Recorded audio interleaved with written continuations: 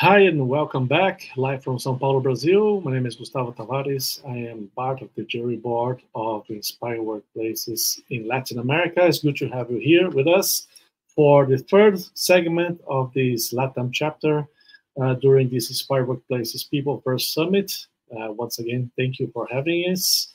Thank you for being part of this great initiative, 24 hours live, presenting the best content, the best knowledge, everything that is related to inspiring workplaces all over the world. So as we have mentioned, this is the final chapter of the LATAM region. So I would like to invite, without further ado, our next speaker. By the way, it's a very special next speaker because this company has achieved the #1 Inspire Workplaces recognition this year. Winner in multiple locations, including Latin America. It's my pleasure to introduce you to Clayton and Bahar Ozkan. Clayton is Senior Director, Global Cultural Engagement from Concentrix. Bahar Ozkan is Senior Director, Global Corporate Wellbeing of Concentrix. They will be presenting us a case study with where they tie together initiatives from employee well-being, inclusivity, and belonging into a more holistic approach. So you don't want to miss it. It's great. It's the #1 Inspire Workplaces award last year. So give it a try, and I'm sure it will be very interesting. So see you when they finish. Everyone, my name is Bahar Ozkan. I look after global well-being at Concentrix, and so happy to be here to talk about employee experience through the lens of culture, well-being, and belongingness today. And I'd like to hand over to my peer, Clayton. Thank you, Bahar. Delighted to join you today. Hi, everyone. My name is Clayton, and I look after culture and engagement in Concentrix. And thank you for taking the time to listen to us today as we talk about how we're approaching employee experience in Concentrix. At the heart of Concentrix, our most vital assets are people. We have an unwavering belief that employee experience is key enabler for growth, innovation, and commitment. And what do we see as a key ingredients in transforming employee experience? Well-being, culture, and belonging working hand in hand. We begin with well-being. Health of our organization is reflected in the well-being of our people and their health. Prioritizing employee health, physical, mental, and emotional, both at work and outside of the work, creates a culture where everyone can bring their best self. They can be themselves, they don't have to hide, and that's how we care for them, and they feel the care that we shown to them. By implementing strategies and initiatives that encourage a healthy work-life balance, providing safe and inclusive workplace, and destigmatizing mental health at work, providing support with the right tools and resources, we are investing in most assets, our people. Absolutely, Bahar. And let's talk about the second ingredient now, which is culture. Our culture acts as our North Star or our guiding light, really shaping attitudes and behaviours, driving innovation and inspiring a shared vision. It's really what defines us. It attracts talent and inspires innovation. And a strong, positive company culture fosters collaboration, it enhances job satisfaction and drives performance. And to create this culture, we have to be very transparent in our culture beliefs, consistent in our actions, and supportive in every interaction.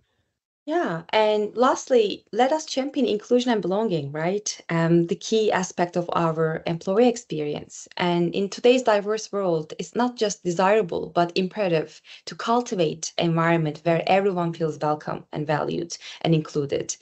This is about respecting and appreciating what makes us unique and different in the workplace. When we embrace each other's differences, we ignite innovation and enhance our collaborative problem-solving skills and abilities.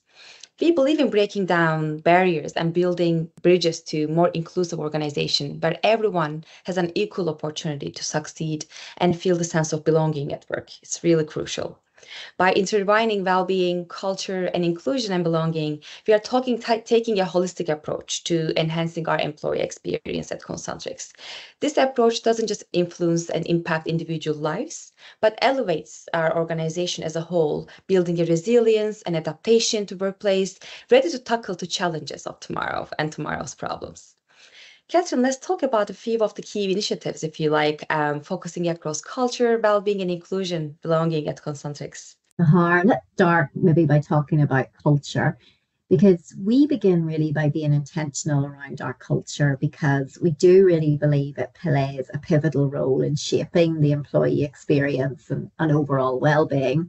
And last year, as we completed our combination, we took an opportunity to redefine our culture beliefs. And in Concentrix, our culture beliefs, they're more than what you see on our website or in our hallways. They really are the words that our employees, or our game changers, as we call them, live by, and they guide our decisions daily.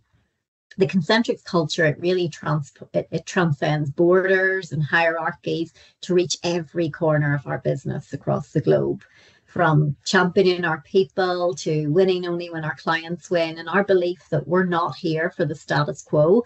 Every one of our culture beliefs drives who we are and what we can achieve. And Bahar, as we believe our culture is at the heart of everything we do. So we knew it wasn't enough to just tell our game changers about it. We knew we had to actively immerse ourselves in it. So we really started with our bold step of embarking on culture roadshows. So a journey of culture roadshows earlier this year that spanned 8 locations across our 6 geos and brought together over 3,500 of our leaders. And these roadshows, they were really designed to train and educate our leaders, ensuring that they're equipped to cascade our culture throughout the business. And, our amazing game changers, they experienced our beliefs firsthand through the roadshows, and they're ready to cascade them within their local teams. And really by taking that roadshow approach, it ensured a common language and understanding of what it is we want to achieve, and encouraging our game changers to live out our culture to the fullest. And to do that, we have to provide the right tools, the right support and experiences to empower all of our teams to be at their best. And that's where we really look to embed culture through areas such as well-being and inclusion and belonging. Because you really can't have a thriving organizational culture and engaged workforce without focusing on wellness. And you can't have a wellness culture if you don't foster inclusion and belonging. And I know, Bahar, your team have been making really great strides in enhancing our game changer well-being.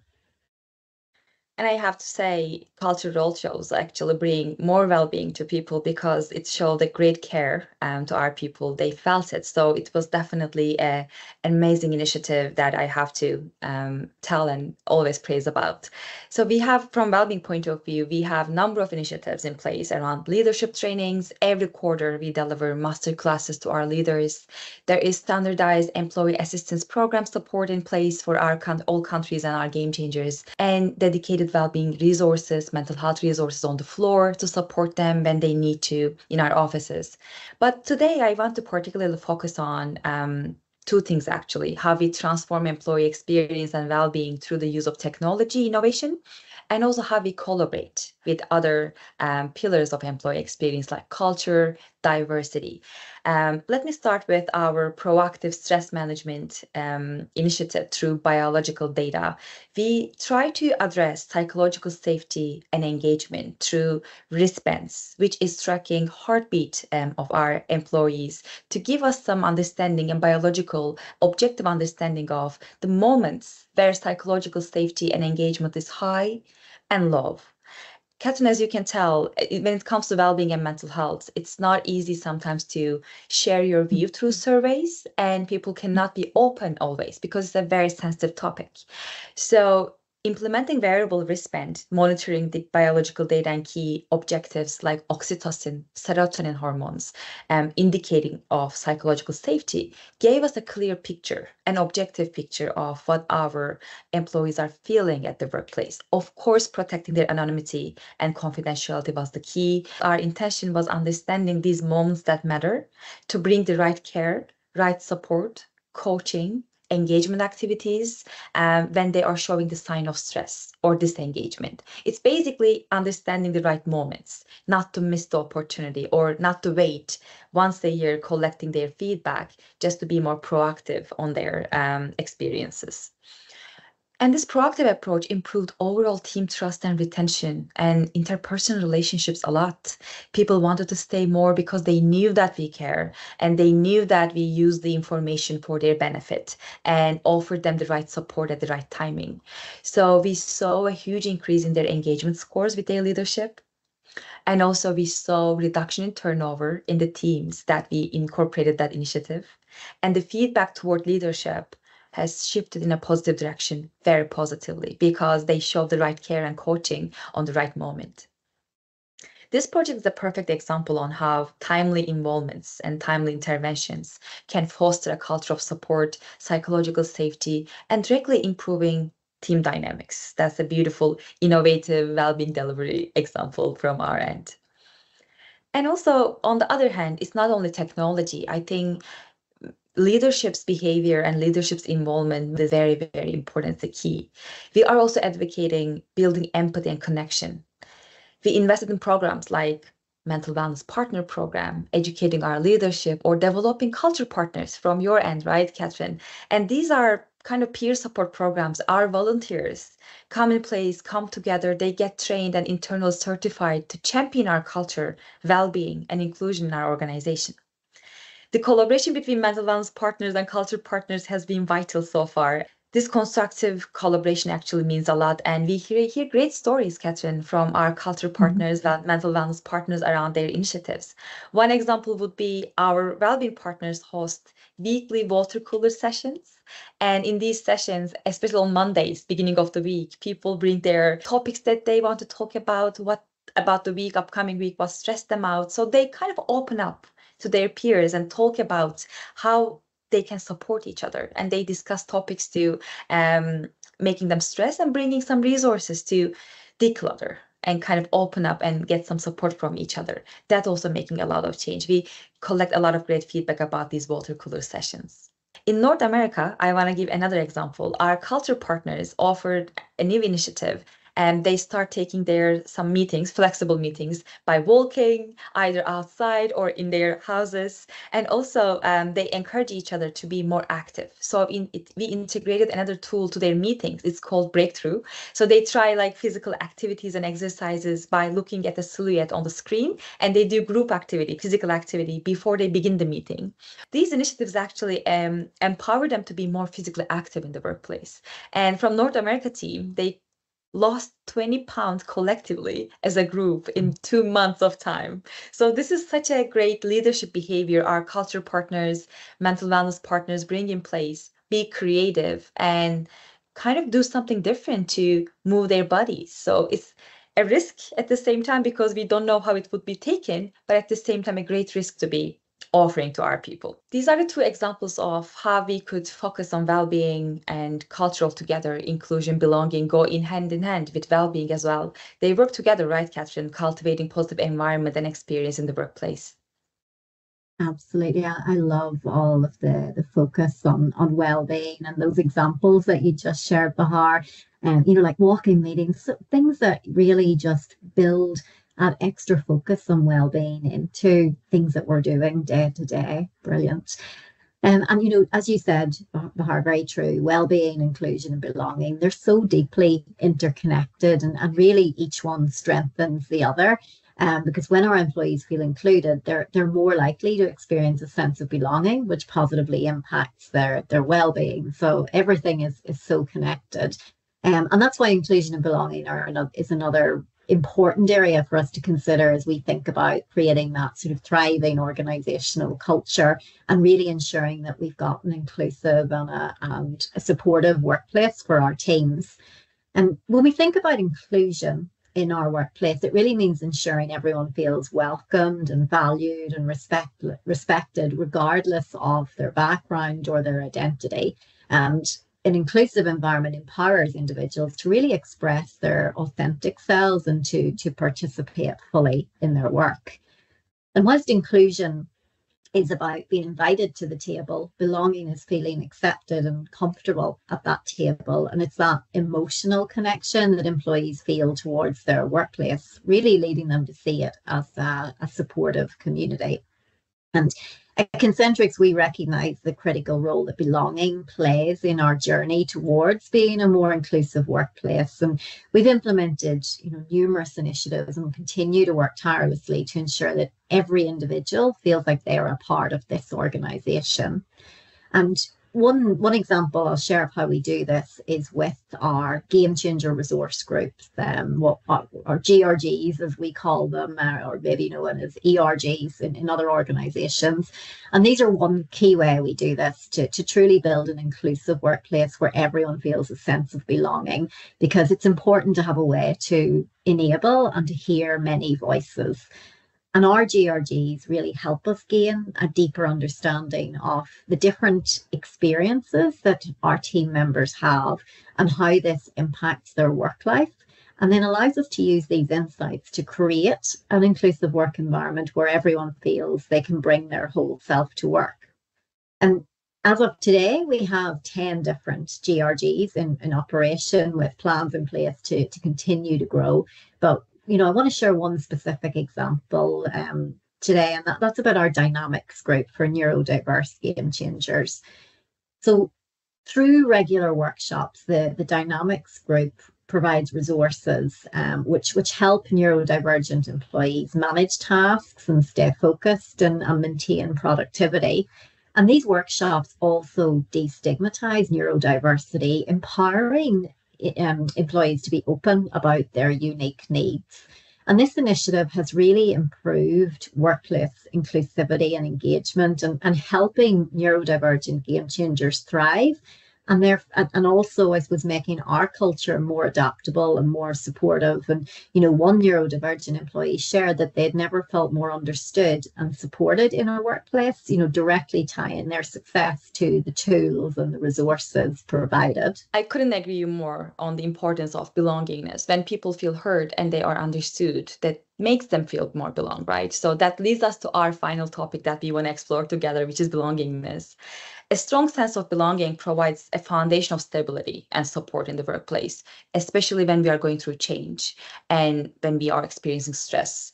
When employees feel connected to their organization and their colleagues, their peers, they experience less anxiety and resistance to change, especially they facilitate smoother transitions to that processes because they have the support. This is really important. And employees who feel they belong are more likely to have confidence in leadership decisions during transitions, thus enhancing their resilience and ability to adapt. So the last area to talk about is supporting employees through times of change and transition. The challenge is how to keep our focus and experiences of well-being and culture during the time of change. Last year, we experienced a major transition in our organization during our integration. It was not easy because every change is hard, and how we behave during these changes was important, and this is how we focused on this. At the beginning, you talked about our culture roadshows and how they helped us engage all together, align with our organization culture. Not only were these an opportunity to communicate and share around culture, but also to help our teams navigate challenge, create a sense of belonging, unity. We come together, we unite all together, and we being valued during a period of major transition to share some best practices, how we can tackle these challenges or learn from each other. It's just helped us to grow together. And also when you go through a change and a big decisions and kind of like hard times together, it kind of gives a different level and different layer of togetherness. It adds on positively. This is how I feel, at least. So simultaneously, we launched a podcast featuring the employee stories about resilience and stress management. It gave a voice to real experiences within the company, what we've been through, how people uniquely actually experience change, and how they can share these stories to help each other. It was really, really important. The introduction of Breakthrough, we introduced a new tool because integration add on extra workload to everyone. We have to work long hours. We had to get things done. It caused, of course, a lot of stress, into physical stress too. That's how we introduced a new tool, which is a micro break tool, Breakthrough. And our employees we encourage them to take breaks more often, take more micro breaks. It doesn't have to be a 1 hour break. Even just 2 minutes before the meeting, a little breather, and move your body maybe at the end of the meeting and get ready to your next one. So these little interventions actually means a lot to our employees and everyone come together around the importance of health, physical health, and work-life balance and workload management. And I believe together these efforts demonstrate our commitment to well-being as a core culture pillar during these challenging times. Absolutely. And I have to say, like you said, micro breaks, like make all the little things like that genuinely make all the difference.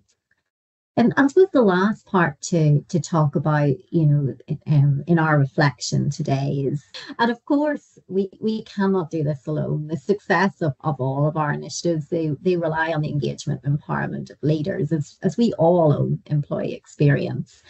From a culture and a DEI perspective, some of the things we do is to provide regular training to leaders and open up safe spaces for learning and discussion through our fireside chats and panel discussions. And we help our leaders connect with bringing our culture beliefs to life, really through storytelling and through culture moments and dilemmas in team meetings.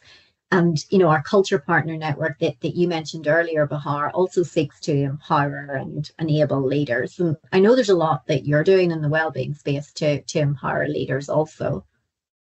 Exactly. And also want to comment on the leadership piece a little bit, because none of them possible without having our senior leadership's buy-in and their support, because it's a top-down process sometimes. It's a bottom-up as well, but top-down too. I'm really appreciative actually the support that we have received as leaders, as culture, well-being, diversity leaders receiving from our senior management. The tone was set on culture roadshows or mandatory trainings in the organization. They approve the trainings that we allocate some time to train all our people managers in mental health, well-being, culture, ESG, diversity areas. So from onboarding to offboarding, these are part of everybody's key performance indicators. So this is an important step in every company, because if it is not embedded into whole organization, it's really hard to get these initiatives going. So I just wanted to highlight the importance of senior management appreciation, buy-in, and support, and we are so lucky to have it. Yeah, couldn't agree more. Thanks, Bahar. In today's world and our ever-evolving business landscape, the employee experience really goes deeper than job satisfaction. It's a journey, and it's heavily influenced by three key ingredients that we've been talking about today: culture, well-being, and inclusion and belonging. And by embracing these areas and really trying to take a holistic approach to the experience, we're striving not only to improve that overall experience, but to foster a thriving workplace that's ready to face the challenges that not only meet the needs of our people today, but also inspires the possibilities of tomorrow.